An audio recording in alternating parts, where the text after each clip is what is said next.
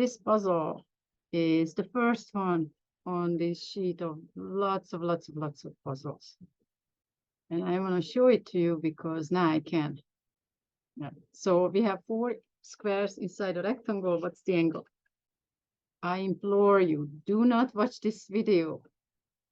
First, think about this problem. It took me weeks to solve it. I'm not exaggerating, but there's something about these puzzles that, you know, there is this sweet spot. Some problems are so hard you cannot do that. That's frustrating. And some problems are so easy, they don't present a challenge, therefore they're boring, kind of. And in between, there is the sweet spot when a problem challenges you, but you overcome the challenge. And for some reason, these Catriona puzzles have been like that for me. So I want to encourage you to think about these problems long and hard before you watch these videos. Maybe it would be best if by the time you're watching this video, you have a better solution than what I'm about to show you. The woman who creates these problems, her name is Catriona Shearer. She has some followings on Twitter, and they throw in lots of solutions, different ones for the same problem. All right. That said, let me try to get the picture right. Actually, this is going to be a tough one. It's amazing how many different ways can she put squares into a rectangle.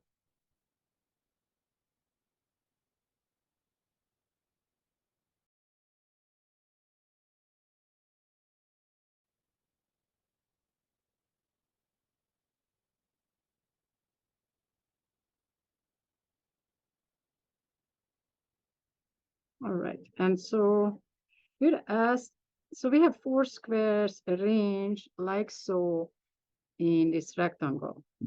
And it looks like all 4 of them is one way or another interact with the rectangle in a significant way. I don't see extra information, not yet.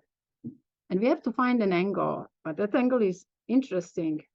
We start from this point and we connect this point and this point. So there is a straight line, not in this picture, though. Close, but not.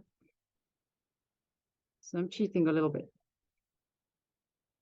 And what we're asked about is this angle.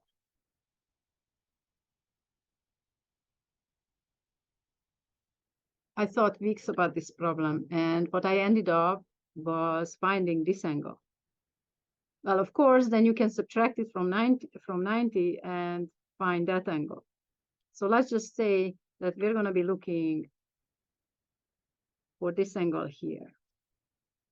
I looked at this thing. I drew lots of circles, all kinds of different circles, Thales circles, to no avail. And finally, I got lucky when I thought about the fact that this point here is equally far from this point and this point and this point.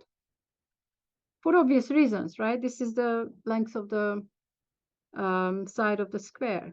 And so I thought, let's draw in this circle, which happens to be the Thales circle of this line segment, which is why this point is also going to be on it, right? This is Thales' theorem.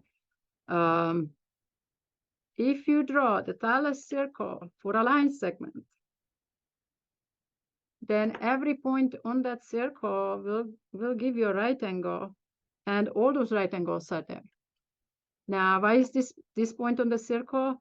Because this is a right angle connecting to the 2 endpoints of this diameter, right? So that meant that this point is also on the circle. So now we have 1, 2, 3, 4 points on this circle. Aha, here it is. Consider this little arc here. What is the central angle belonging to that arc? Well, it's this. But that is clearly 90 degrees. So the inscribed angles belonging to the same arc must be half of that, 45 degrees. Well, at this point, there it is. You see? So this angle here is 45 degrees, and that means that this other angle here is also 45, which means this other angle here is also 45. And now looking back, it looks kind of obvious that, yeah, this looks like the isosceles right triangle. But you have to draw a lot of circles like that, futilely, for no avail, until you stumble into the one that works. And notice that none of this thing here was really necessary, I guess. See, this is just floating in air. It would be another interesting question, like what were the necessary conditions for this scenario? But here it is, the answer is 45 degrees. Thank you for watching.